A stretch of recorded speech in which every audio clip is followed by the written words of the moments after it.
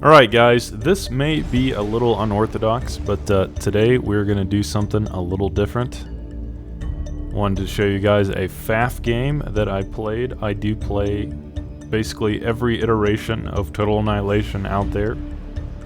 I play TA Escalation, I play FAF, I play Beyond All Reason, I play even a Supreme Commander 2 mod.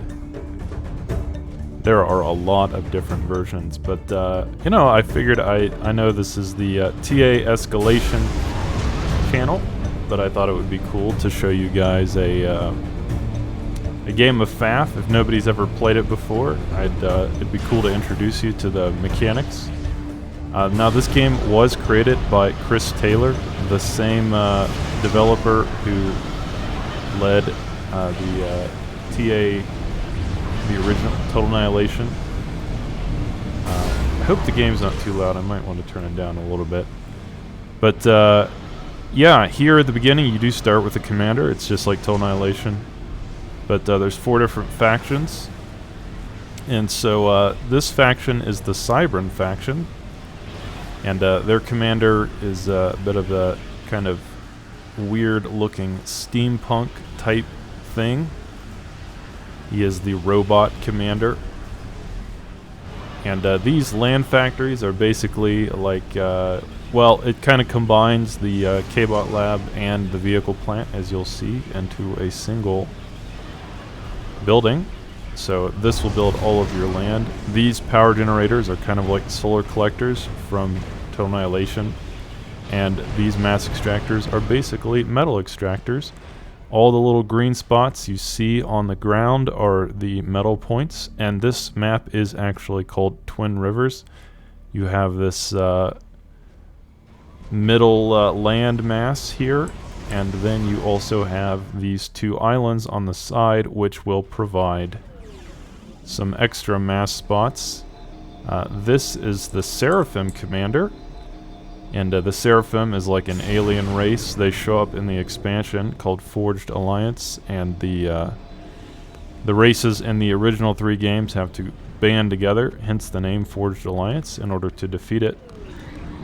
And these are engineers. The engineers for every faction look a little different, but they all essentially do the same thing.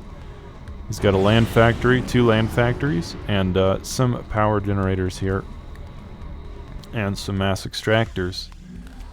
So yeah, that is basically a brief overview of what Forged Alliance is. And these Mantis assault bots are essentially the primary unit for the Cybran faction. They are the main battle unit. They're cute little 4-leg buggers, and they will walk around. Kind of cute, really.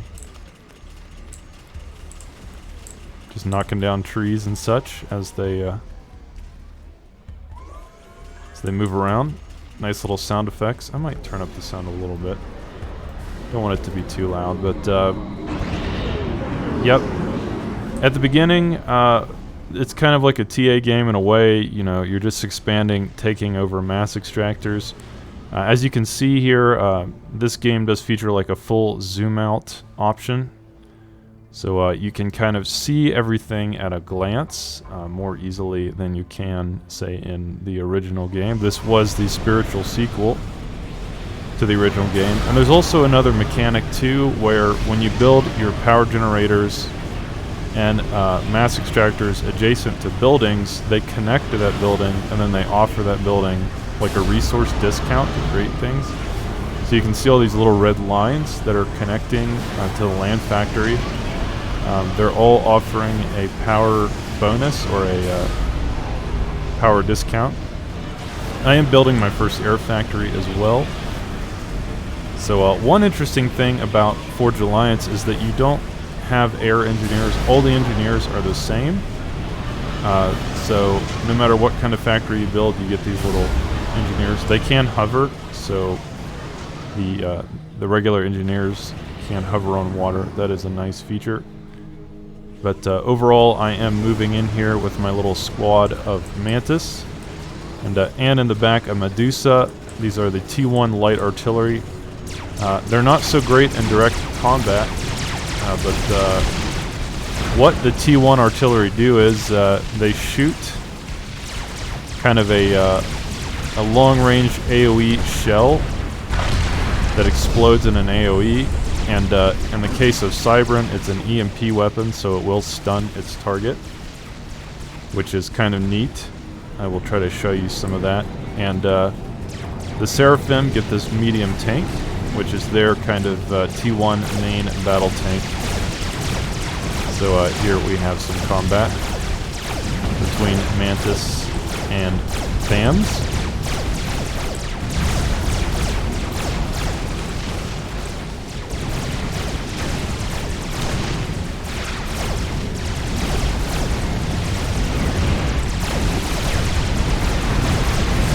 Sound is probably too loud, guys. I'm gonna have to figure that out as we go along. But ultimately, here at the beginning, both of us are just kind of spamming T1. It is similar to Total Annihilation in that way. At the beginning of the game, you do want to build your T1 armies, and they will kind of clash together in glorious combat. For all the factions, the T1 units are actually pretty similar. It's kind of, in that way, it's like TA Escalation. T1 is, there's very little difference between the factions at the T1 level, but as you progress through the technology tiers, you will get higher, the diversity between the factions becomes a lot more like apparent. But I have transported a group of engineers here with this light transport, and it will fly back to my main island. But as you can see here in the middle with these land engagements, I do have more stuff. I do seem to have a superior army size to my opponent. And this game is just like Total Annihilation in the sense that if you can, you want to kind of get to your opponent's metal extractors. If you can get into his economy and harass and take out his metal, that is always a good option. But I have beat my opponent to this southern island, or this eastern island, and I'm building a land factory first. And building a land factory on this island will give me control. He brought his own engineers, but I have beat him to the punch. And I've done a little cheeky thing here as well, where I flew a squad of engineers to the back of his base, and am now attempting to establish a little sneaky backline base. I'm building a point defense here. So this is basically like the light laser tower. Or actually, it would be more like a sentinel, I guess, but it's just the basic defense of FAF. And the idea being that if I can create a little secret base behind him, that will cause a lot of headache. But he does have a single bomber that he will bring over. It's going to drop that payload. And unfortunately, that single bomb will take out every one of my poor engineers, who will die a horrible, gruesome death. So that plan, as ingenious as it was, just didn't work out so well.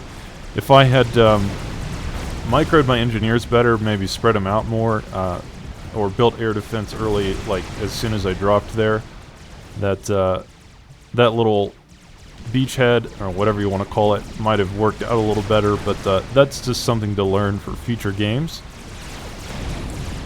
or something to keep in mind. But here I'm upgrading my commander to T2. One big difference about Forged Alliance that's pretty interesting is that your commander,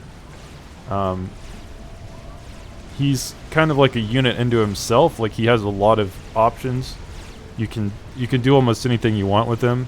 But in this case, like, I'm upgrading my commander to T2, which would be like if you gave your commander in the original TA, like, or in Escalation, if you gave him the ability to build T2 structures, like any T2 structure, and also like buff his build power tremendously. That's essentially what this is. So it's kind of an expensive upgrade, but it gives my commander like more health and the ability to build T2 and like having a massive build power boost. And here, what's near the top, I've kind of caught his commander off guard, but I only got him to about half health. And he will push back this little assault. In Forged Alliance, the thing is, commanders are much harder to kill than in TA. Like they have a ton of health, and they're just like I said, they're just kind of like units into themselves. They're like they can be designed. You can upgrade them to be very like battle ready, or you know, to be like basically an army unto themselves.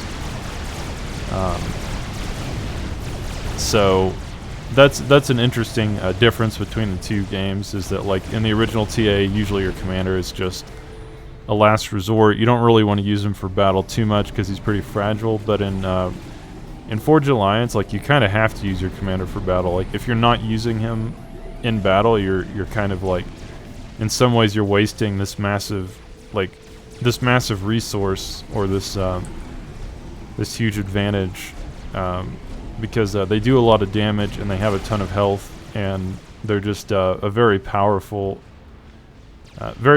combat unit that you, in some ways, you can't really afford to just leave in the back line. Like I said, in like in Escalation, you know, you wouldn't normally want to fight with your commander, except to maybe for some D guns. But like in this game, you kind of have to utilize him in combat. If you want to win most of the time. So what I'm doing here is upgrading my factories to T2. In this game, you don't build, I mean, you can build like T2 factories, but you can also just upgrade your T1 factories to T2, and that's a much faster and more like efficient way to do it. But here I'm bringing my commander into combat because he does have a bigger army than me. And yeah, my commander, like I said, once he enters the fray, that will make this battle a lot more favored onto my side. So he is attempting to kind of surround my commander here, but commander is very hard to kill. As I said earlier, they are quite a formidable unit in this game. They're less like the king in chess and more like the queen. They're kind of one of the most powerful units in the game, and can kind of win the game by itself in some ways. But here on the right side, I just have a little raiding force that I'm moving through with. And guys, I hope the sound isn't too loud, but also in this game, you do upgrade your metal extractors to T2, or your mass extractors, but in this game you can just upgrade them. You don't have to actually delete them like in Escalation. You have to actually get rid of them first. But this is my opponent now on T2. These units are called the Ilshavo, and this is arguably the best T2 unit in the game. The Seraphim gets it. It's just so well rounded. It has a lot of health. Good move speed. It's basically like a T2K bot. It's almost like a Maverick in some ways, I guess, but that's the closest thing I can think to compare it to. But they're fast moving. They do a ton of damage. They shoot very quickly, and they have a lot of health. They're just really well rounded. They're just kind of good at everything. The only drawback is that they're like expensive, I guess. But they're just very hard to stop at T2. They just kind of beat, in some ways they beat all other T2 units. And he's just going to move down with this raiding force of Thams and Ilshavos. And unfortunately, on this part of the map that he's about to attack, I don't have that much stuff. So that's going to be a huge problem. Now what I have are Rhinos. This is the kind of the mainline T2 unit for Cybran, and the Rhinos are they're a little different than the Ilshavos. They only have 19,000 health, but the Rhinos are really like designed to kill T1 because they have these like red railguns that they shoot, and they fire extremely quickly. They fire several times per second. And so they absolutely demolish T1 spam. So they're like a T1 spam killer. They're really good at taking out T1 forces, but they're actually not as good against T2. And so like on this, in T2 tech, Seraphim has a big advantage over Cybran because these Ilshavos, they really, like I said, are the strongest T2 unit in the game. And they're much stronger at T2 than Rhinos.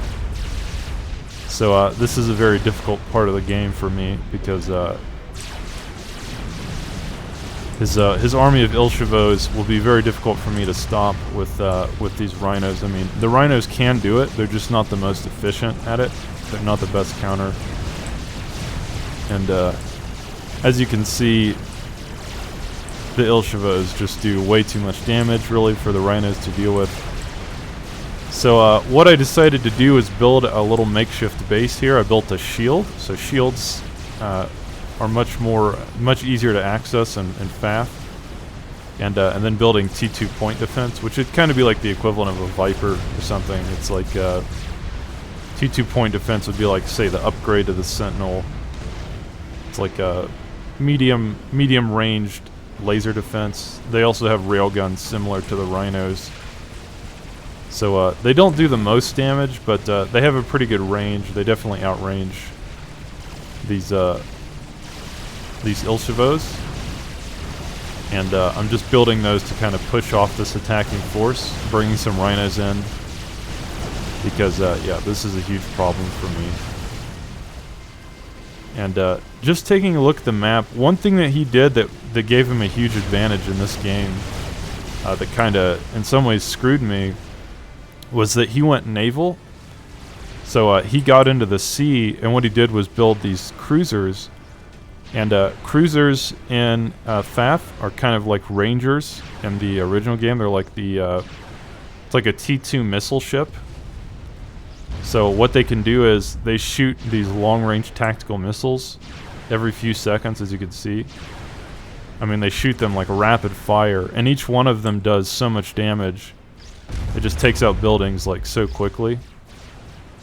So that's actually a huge problem. And he's now taken this raiding force, what's left of it, and he's now kind of getting into these backline metal extractors that I had back here. So those are going to die. What I did here was move forward with my commander. Because my commander is T2, that means he can build T2 like T2 structures. And so what you can do with your commander, because he's pretty hard to kill, is like walk forward and create these forward bases like really easily. In a way that you couldn't really do with your commander and say like escalation, because your commander's too squishy and he doesn't have access to T2. But yeah, in this iteration of TA, you can like use your commander as like a bludgeon, right? Because you can like walk forward and create these whole bases like on the front line. And if your opponent comes to stop you, you know, your commander is actually a really strong combat unit too, so it's not so easy to just prevent that from happening. Like I said, your commander is much more of like a offensive asset in this game. But yeah, here in the bottom right, we have a battle between Rhinos and Ilshava, and I have a lot more Rhinos, so I will win this battle. Even though, like I said, Ilshava just kind of better in combat than the Rhinos, especially against T2. Now, one thing is, though, even though Seraphim has the advantage on T2, once you hit T3, Cybran has the advantage again. I think my T3 land units are stronger. But as you can see, what he's done is take these cruisers with their tactical missiles, and he's now shelling my base. He's taking out my metal extractors, which at this point are like Mohos. They're the T2. So each one of these he kills is like a huge like economic blow to me. It's like really devastating. And as you can see, he's just taking them out. Each tactical missile does so much damage. So allowing him to get sea control was a huge mistake in this game. And here we have just a battle between Ilshavos and Rhinos. here on the right side. So in the back I have a hoplite. The hoplite is the Cybran rocket bot. They're kind of like, I guess the closest thing to compare them would be like Dominators. They shoot a... except they don't just shoot one rocket. I guess they shoot 3, but they shoot these like forward-firing rockets at a pretty long range. The rockets aren't really homing, but they do a lot of damage, especially to like buildings and non-moving targets. But yeah, this is a battle between rhinos and Ilshavos here. And but yeah, neither of us really making much headway. I am building like another forward base here. Built a Cerberus, the T2 point defense at the front. But yeah, pretty close so far. And one thing you can do to counter this tactical missile spam is build these zappers. The zappers are T2 tactical missile defense. I guess you could kind of think of them as the like the protector, the anti-nukes. It's a little different than that, but yeah, they just shoot tactical missiles out of the sky, but they do have like a cooldown. So you have to build enough of them, like, because he's got 3 ships all spamming tactical missiles.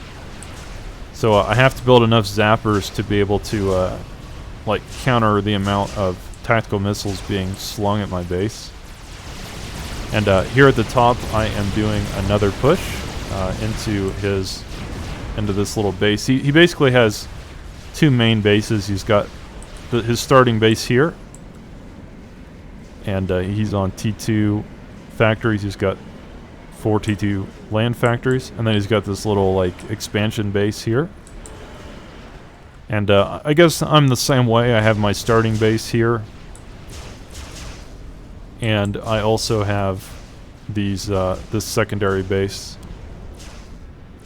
But one thing I do want to show you is that these T2 power generators are basically like a fusion. So this is kind of like the fusion in some ways of FAF. So these provide 500 power apiece, where the T1 power generator provides 20. So you can see they provide like a massive amount of power for each one. But the problem is that he's now built cruisers on both sides. You see like both of these like water channels. He has taken over the sea, and I really didn't expect him to do that. But it will allow him now to slowly just kind of take out these little side bases I have. And it's not so easy once your opponent takes over the sea to like get them out of the sea. There's no hovercraft. So if there was like hovercraft like in Total Annihilation, that would have been a really good counter, because then I could have just built hovercraft and like, you know, gone into the sea and killed these ships. But as it is, there are no hovercraft. There are amphibious units you can build, but they're not. There's not like a hovercraft platform, so there's not an easy way for me to just like get into the sea without building my own shipyard. And the problem is, if I built my own shipyard, he could just kill it with these cruisers.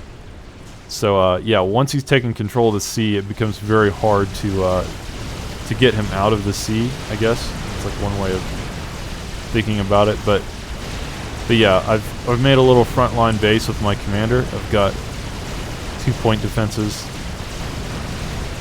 And then I'm going to use my commander as well to enter the combat here.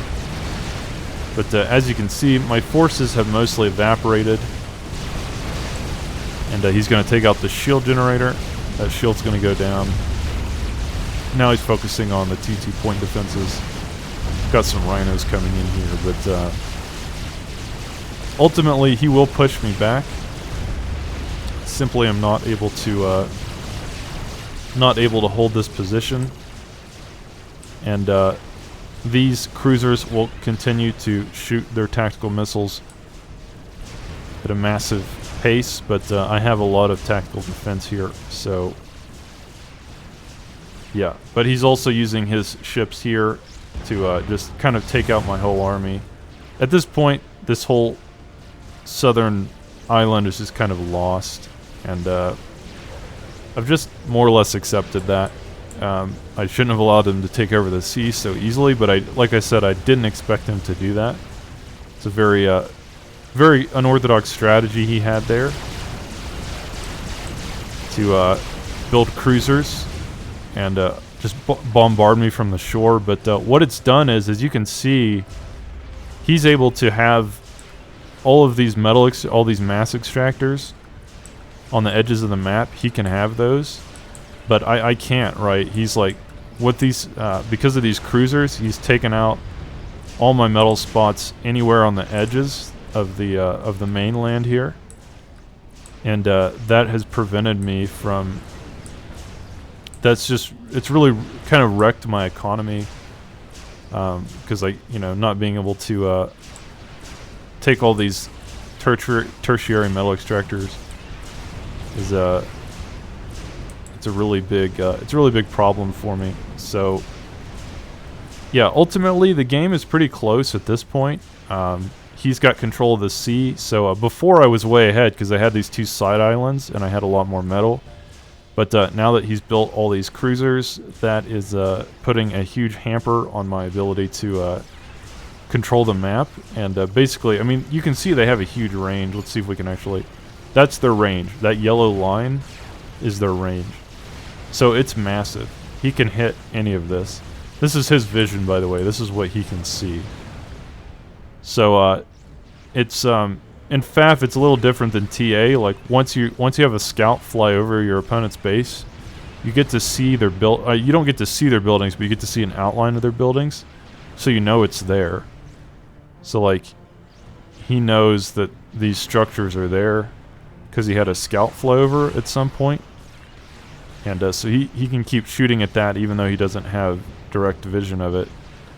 But as you can see, yeah, the range of these cruisers is just massive. This one has 40 kills. This one has 23 kills. This one has 24 kills. So each one of these has just done so much damage to me. And they can hit like a massive range. He's got ones on this side as well. And those are going to take out all my metal spots on the right side. So he's really kind of boxing me in. As you can see, he's kind of boxing me into a little corner here.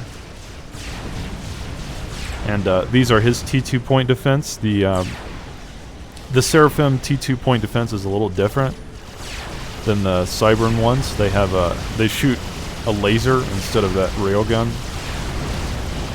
So they're more like annihilators, I guess you could think.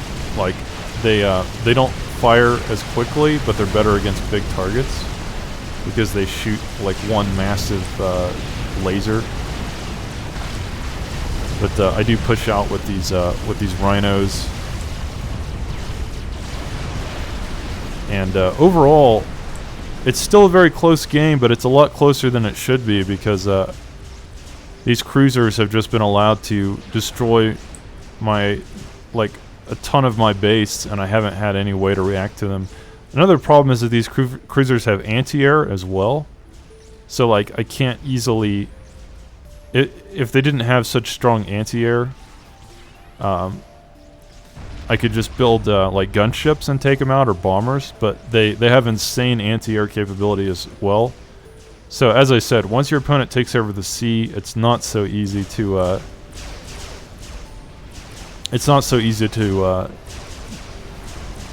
take it back. Right, but what I have done is made it to T3. So T3 is kind of like T3 and escalation. Like once you make it to T3, it gives you there's like a massive bonus. Like there's the gap between T2 and T3 is massive, just like an escalation. So it's a huge investment. But these loyalists are the Cybran T3. I guess they're called Siege Assault bots, but they have this kind of, you can kind of see it's like a rail gun, and they're very powerful. They're fast. They do a ton of damage, and these will finally be able to deal with those Ilshavo that have been plaguing me the whole game. Yeah, I really shouldn't just be letting these units sit here and get hammered by the tactical missile spam from the sea. So it does look like I might finally move those. But yeah, he's continuing to put pressure on my base, but I have enough tactical missile defense here that that shouldn't really be too much of a problem. But yeah, he is going to move in with these Ilshavos. My T2 point defense will start defending it. And little does he know that I have some loyalists now. So I'm kind of trying to draw him in. If I can get him to attack me, that would be better, but he does decide to back off. And so I decide to go on the aggressive. As I said, these loyalists will have a massive advantage over the Ilshavo because they are T3. Ironically, they do have the same amount of health, 2,500, but they just do insane damage. They just do a lot more damage. Now these are interesting too because when they die, they have a little EMP effect. So yeah, when this, I don't know if I should turn it down, but when the loyalists die, they have like an EMP AoE effect, so everything around them gets stunned for a few seconds. And as I said, here, let's see. Yeah, you can see it's kind of hard to see in the middle of everything, but I will slowly push back this force, but it is a pretty epic battle. Some rhinos, we got some hoplites and some loyalists, crucially, and I am definitely winning that engagement slowly but surely. This, as I said, once I hit T3, that gave me a huge advantage. And what I've decided to do now is try to take out this little expansion base that he's had all game. I've made a few attempts to kill it, but this will be, I think, my the strongest attempt I've made now that I have T3. He's got a little T1 point defense, which, like I said, is kind of like, I don't know, a sentinel, I guess. But I do now have loyalists, and those will eat those alive. And this base should not be long for this world, I would say. That is gone. So yeah, as I said before, getting to T3 before your opponent, definitely a big advantage, just like in Escalation. And these loyalists, definitely nothing to scoff at. They can tear these Ilshavo apart pretty well. I was struggling with these most of the game, but once I hit T3, it became a much closer battle. And yeah, like overall, still really close.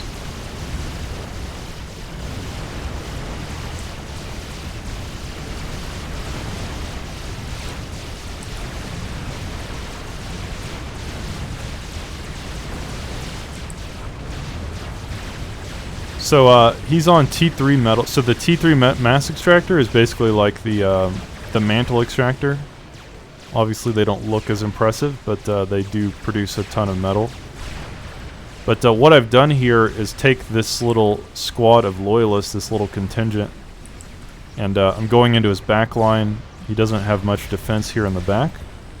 So these three loyalists are going to attempt to raid his economy on this little back island. And, as you can see, they will have no trouble taking out those Ilshavos. I have ordered them to attack the mass extractors first, but yeah.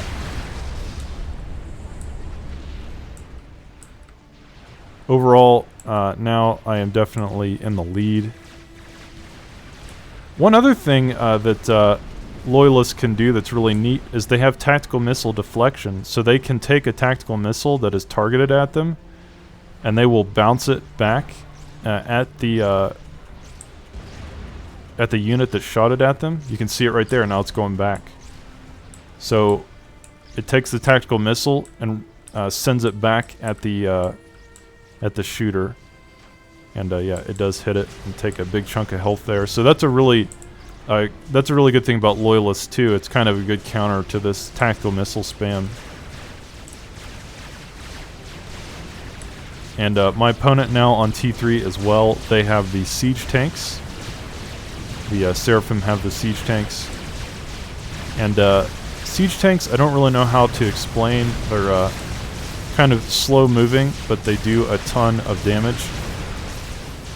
They're a good counter to Loyalists because they have almost 5,000 health. And they do an absolute metric ton of DPS. So as you can see, they are my opponent being on T3 here, definitely giving him an advantage.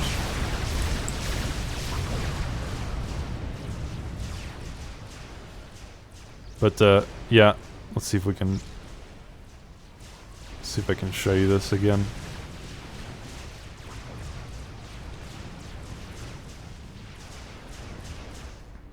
Let's get his view.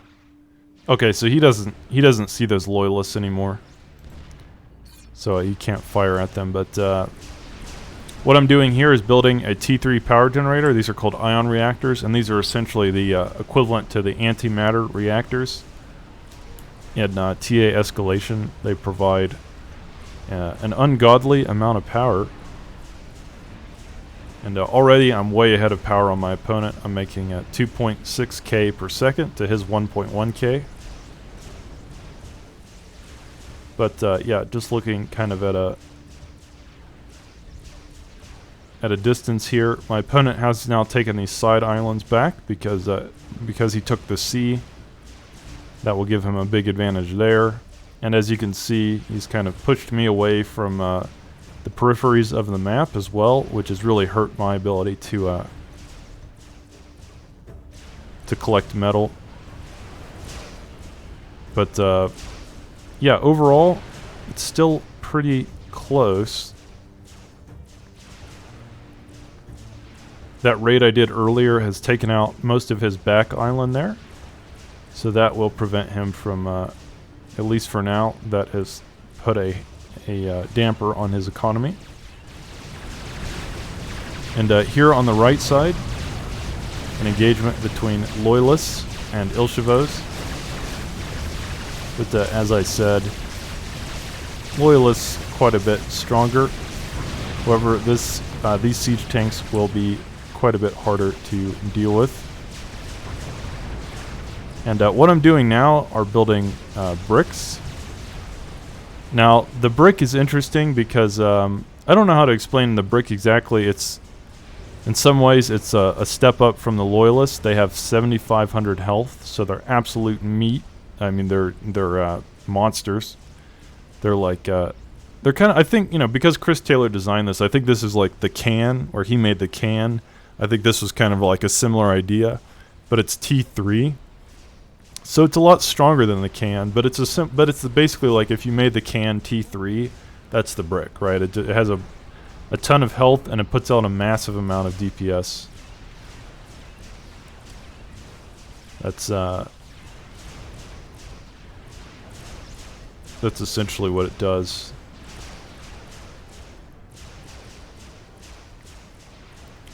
But yeah, in the meantime, what I'm doing is I'm just upgrading my economy, upgrading my mass extractor to T3. And as I said, in this game, there's a lot of upgrades you can do on your commander. But I'm upgrading him to T3, which will give him access to T3 tech. I'll just speed it up a little bit. And giving the commander access to T3 also gives him like a massive build power bonus as well. And one other thing you can do in this game that's different than Total Annihilation is that you can give your commander what's called an RAS upgrade. But you can basically make your commander like a walking resource generator, like a massive walking resource boost on your commander, on his chassis. So that's what I just did. I just gave my economy a huge boost by giving my commander the RAS upgrade. It is expensive, so it's definitely not easy or quick to research or pay for. But once you get that, your commander will be able to give your economy a massive boost. Obviously, if your commander dies, though, you lose all of that extra resources, but it doesn't really matter in some ways, because if your commander dies, you lose the game. So, yeah, it's an interesting thing you can do in FAF that you can't really do in the original game. But I'm sure just by watching this replay so far, you can see that there are a ton of similarities between FAF and TA Escalation. As I said, this is essentially in some ways the sequel. Well, it's the spiritual sequel. That's what Chris Taylor said. It is the spiritual sequel. But what I really want to do here is put these bricks in the front. They will tank the damage for me, and then these the loyalists can do the DPS kind of in the back line. So that was really my thinking in this army formation. He does have siege tanks, but yeah, the bricks really having no problem taking out these siege tanks. It's not really much of a battle there. And at this point, I just have a huge force, combination of bricks and loyalists, and that should be enough, really, to take out these T2 point defenses, which, like I said, these are somewhat like annihilators. They don't shoot very quickly, but each shot does a lot of damage. But yeah, I have too much stuff even for those. And, now I'm getting into the core of this base, into the kind of the structure of it. He's working on his own T3 power generator, and I definitely want to make sure to take that out.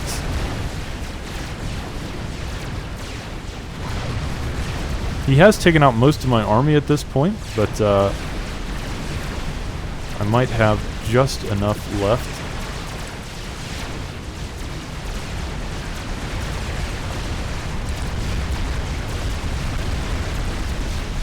And now I'm taking out his T3 mass extractor. Taking out his land factory. Just taking out his factories. And then I noticed that his commander is here in the base. And I will focus down his commander. And he will die relatively quickly, and that ultimately will end the game. So, overall, guys, a really cool game. I wanted to show you that. I don't know if you've watched FAF or know anything about FAF, but in some ways it is very similar to Escalation. It is the spiritual sequel, and like I said, I play many different iterations of TA. I love all of them. Wouldn't say I'm great at any of them, but I just enjoy playing all of them. And if you guys have never seen a FAF game or know what that's like, this is kind of how it plays out. So anyway, thank you for watching, guys. I hope you enjoyed it. And my next game, I think, is going to be a 4v4. Yeah, I think my next cast is going to be a 4v4 in Escalation. I probably won't do these very often, but just did it in case you were curious what FAF was like. And anyways, guys, thank you for watching, and I will catch you on the next cast.